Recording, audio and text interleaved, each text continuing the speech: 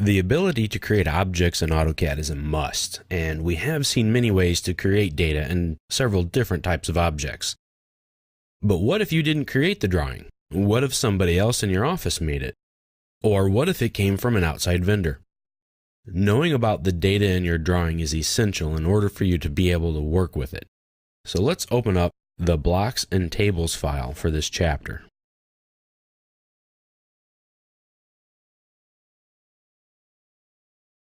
There are several different ways and methods that you can list out the properties of the data or line work in your file. One way is to use the properties palette, as we've seen in other chapters already. That's great for one object at a time, but it can be overwhelming because the amount of information the properties palette shows you is, well, everything. So there is a feature that you can use that's called Quick Properties. This feature will pop up a window that will display a very short list of properties for the object you've selected. This feature can get annoying though as you progress in AutoCAD, and if you're working with more complicated drawings, then it can really get in the way. Many users turn it off, in fact. However, it can be very useful because it allows you to see the information about your objects as you hover over them. Let's turn this feature on. Go down to the status bar here on the bottom of the screen and click on the Quick Properties button. You can also press Ctrl, Shift, and P to toggle it on and off. So as I hover over an object, you can see right here that I get a bit of information about what's going on. It tells me here that the line work that I'm working with is an arc. It has a color called by layer, and the layer setting is on lighting, and the line type is by layer. That's the pop-up. Once I select an object, this window comes up. It's called the Quick Properties. As you can see, I get basic information, the color, layer, line type, as I do when I hover over another object. But I also get more than that. I get the coordinates for the center from the X and Y, and I get the radius. So this gives you a bit more information. Now I can click here on the options and find some different things that I need, or I can close this. As you can imagine, that can get in the way.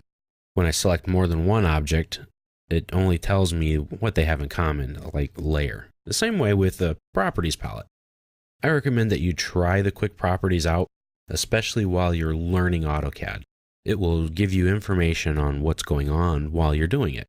But for purposes of this training video, I've turned the feature off for a couple of reasons. It can be distracting. Plus, I don't want that window to pop up and block your view of anything. So again, to turn it off, just press Ctrl, Shift, and P at the same time, or come down here to the status bar and turn off the Quick Properties panel. A lot of the information that comes in that you can get just with the rollover tooltips like this. Those can be turned off and on by going to your options. Just type in options, go to display, and you can turn them off. All of these different things here changes things. See, I get no pop-up now. Same way with the tools or the commands. I don't get any of that information. If you're comfortable with this and you know what these tools are, or you're comfortable enough working with them where you think you'll be okay, you can turn those options off. I'm going to leave these all on though, because they help during the training session to help us know what's going on. I like this pop-up here because it tells me a bit of information about the object and I don't even have to pick it. I just kind of roll my mouse over the top of it. I also like to see something about the commands and what they are. And then I especially like to see the extra tools in the visualization when it shows you how to do things. I think you should leave these on right now while you're learning how to use AutoCAD. But if you find that they get in your way, turn them off. It's not a problem. AutoCAD will just keep going, either if those are on or if those are off. So another method to find out information about an object is the list command. So you can just type in list right up here and it will tell you where it's at. It's on the properties panel in the home tab. Remember, if you can't find a command on the ribbon, just come up to the application menu and type in your command and it will show you where it is. It's right over here. It's kind of hidden, so you have to find it. But just remember, in the ribbon on any of the panels that have this little arrow right in the middle here, It means there's more commands to it, more options for you to look at and to see. So if you can't find something, you can pull those down, or remember to type in the command in the application menu.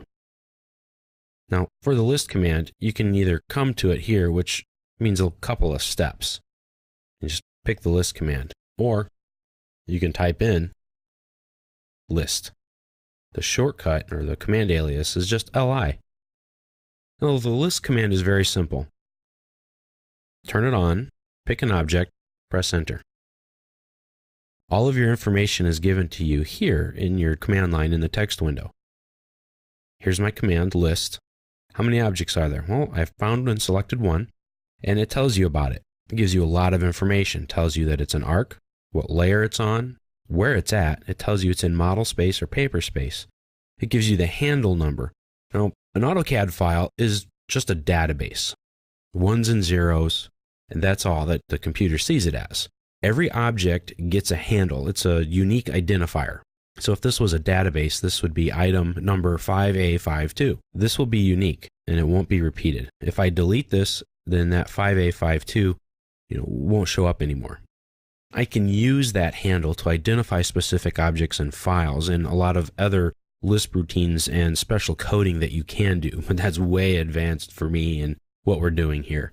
So we're not going to look at that, but that's there. It also gives you the basic geometry information of your object, your center point, radius, start angle, end angle, and length. Just press F2 to clear that out. Now, if I use the list command again, I can pick more than one object. In fact, I can pick every object that I want. Press enter, and it does the same thing. See, this was an arc. It's the same one.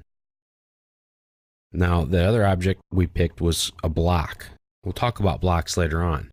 Now, sometimes your list is going to go too far and the screen can't show all of it. So it'll pause for you so you have a chance to read everything.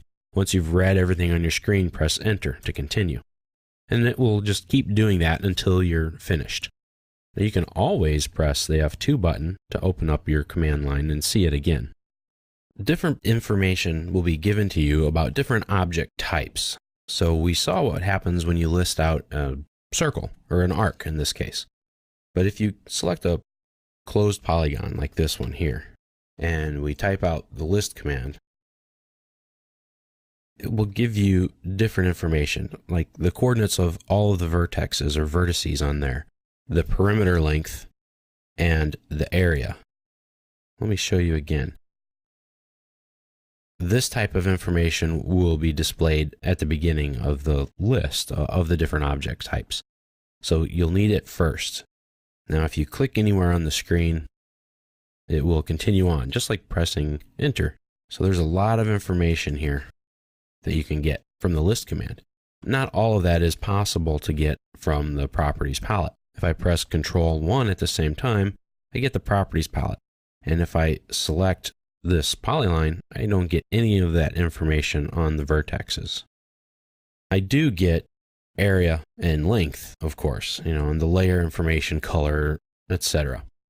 So there are some things you can get from the list command that you can't get anywhere else. And again, if you list all that information, you can come here, press F2, scroll up, select all of this bit of information, or just any part of it, really. And you can right-click and copy it. And now you can paste that information into a Word file, a spreadsheet, an email, whatever you need. If we needed to give coordinates to a surveyor for the wall or a contractor or something, we could just select the object, use the list command, and then copy and paste all of this information out into a format that the contractor, whoever it is, that can use. So those are a few ways to get out information from your drawing file into the real world.